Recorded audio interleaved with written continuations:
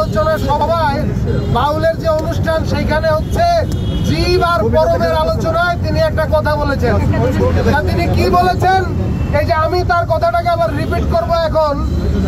ওই যে ওহাবি, ওই যে মওদুদিবাদী বাংলাদেশ বিরোধী শক্তি, ওরা হচ্ছে তার কথার একটুকু অংশ কেটে ফেসবুকে দিয়ে ভাইরাল করেছে।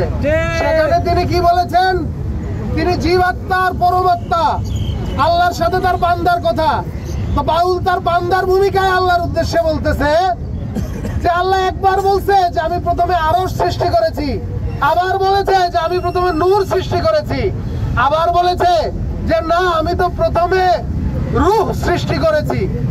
তাহলে সে এক মুখে তিন কথা বলে কেন? এটা হলো জীবের প্রশ্ন। ঠিক এইখানেই ভিডিওটা কাট করে তারা ফেসবুকে ছেড়ে ভাইরাল করেছে, কিন্তু এরপরে পরমের একটা উত্তর আছে।